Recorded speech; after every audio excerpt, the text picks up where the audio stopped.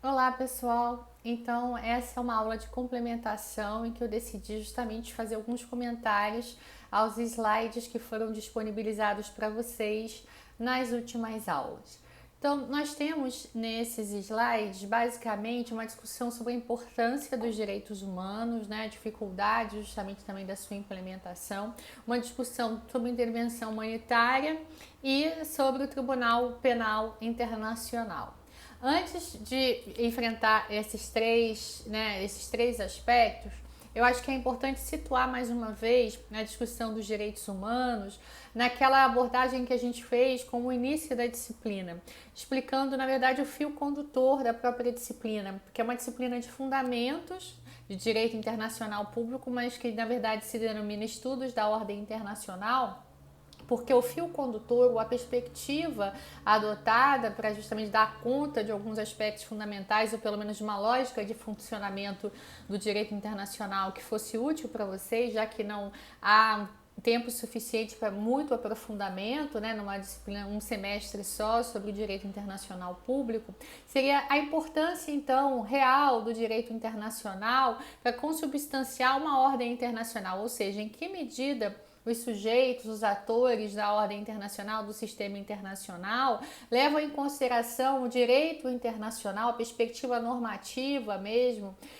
para justamente influenciar a sua conduta, ou se outros fatores, como fatores políticos e econômicos, eles não seriam mais importantes. E aí,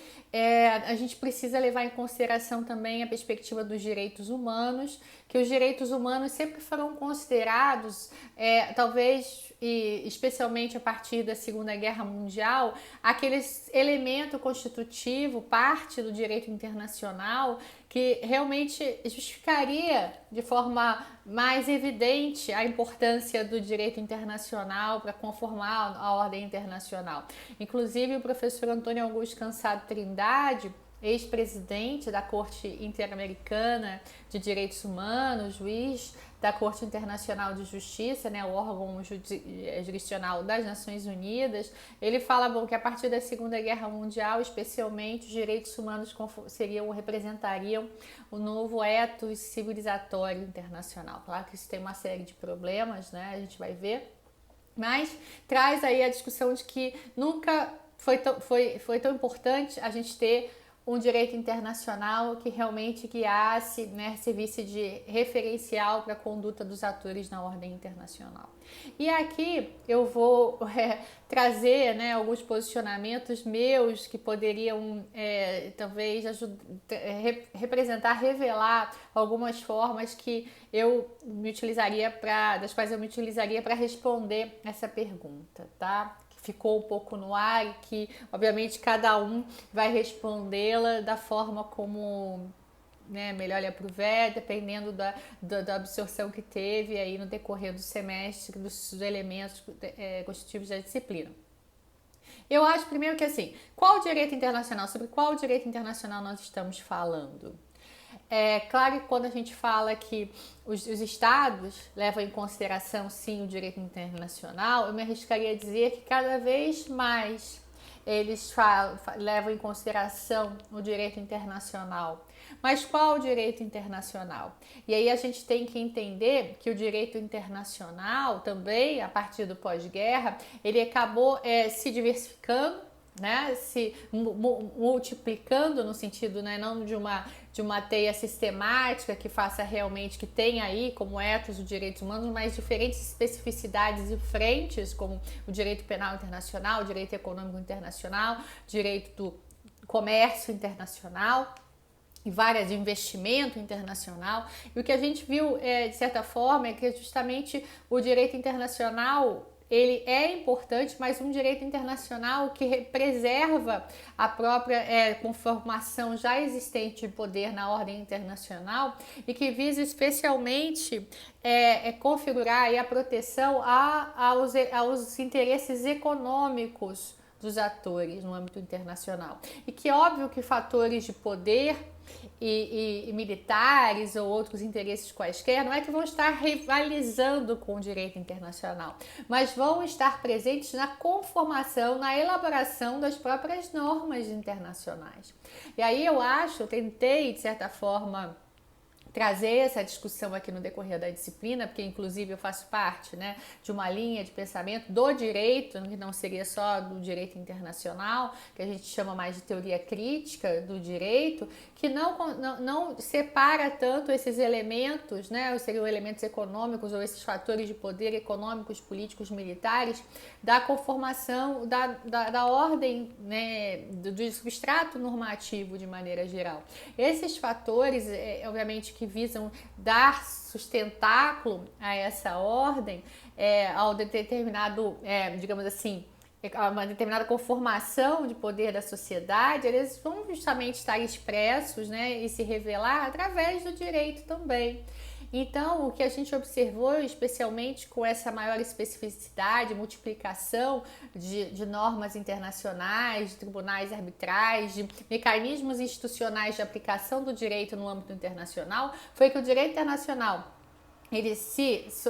consolida assim como um mecanismo a ser utilizado, fazendo parte, né, obviamente, desse elemento discursivo de estar ou não apto a participar da ordem internacional, uma vez que você faz parte da OMC, uma vez que você faz parte da OEA, uma vez que você integra as Nações Unidas, mas que isso, obviamente, revela também um interesse por proteger a partir daí certos interesses, né, internacionais ou a própria reprodução de uma ordem internacional, que é uma ordem desigual, que é uma ordem, né, que tem um viés econômico, liberal, capitalista, obviamente, não é uma ordem transformadora e revolucionária, né, que visa justamente estabelecer maior equidade e justiça no âmbito internacional. Isso se revela. E eu tentei também, não sei, né, de certa forma debater, trazer essa discussão para vocês no decorrer do semestre, com opção por não é opção, né, mas com o ganho de hegemonia, a conquista de hegemonia, de preponderância de um tipo de direito internacional, o que prevalece, né, aí no século XVII, que depois, mesmo com algumas modificações, tem seus elementos essenciais preservados e continuados, que seria o direito internacional clássico, o direito internacional contemporâneo, que são direitos que têm ainda como marco civilizatório, né, principal, determinando os principais atores que vão justamente servir de padrão para a conformação da ordem, uma determinada hegemonia de um grupo, né, anglo-saxão ou eurocêntrico, que justamente mantém aí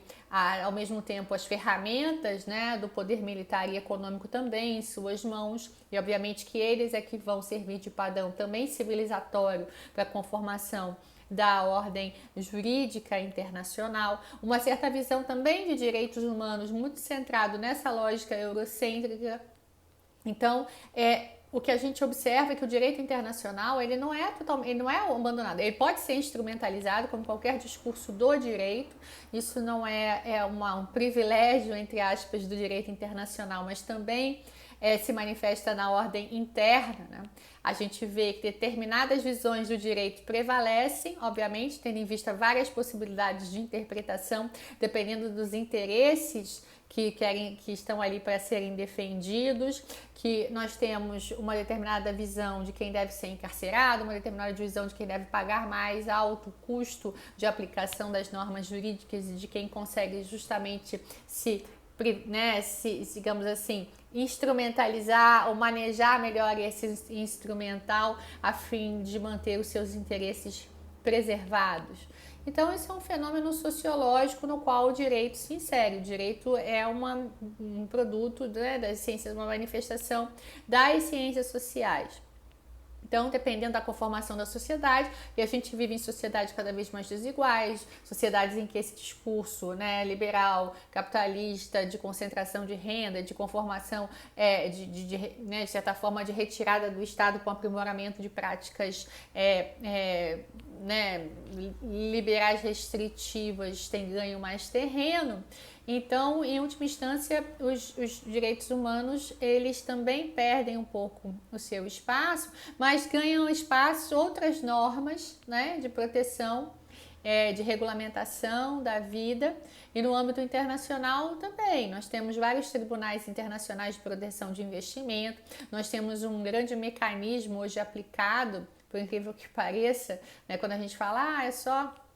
direito internacional, é muito refém da política dos estados, sim, mas de quais estados? Porque a gente tem mecanismos como tribunais de investimento internacionais, o chamado ISDS, que podem processar estados no âmbito internacional, né? E esses tribunais, eles são criados a partir de tratados de comércio e investimento, e muitas vezes quando há mudança, inclusive de legislação interna dos estados, que pode ameaçar os interesses que estão salvaguardados ali naqueles acordos de investimento, essas empresas podem processar os estados no âmbito desses tribunais por mudanças nas suas legislações domésticas. Então, quer dizer, o direito internacional até suplantando regulamentações internas dos estados. Então, o direito internacional, ele é refém, claro que com sua lógica característica, com seus fundamentos específicos, a toda a dinâmica de representação, de conservação de poder presente tanto no âmbito, também no âmbito interno, né, e que afeta o direito de maneira geral,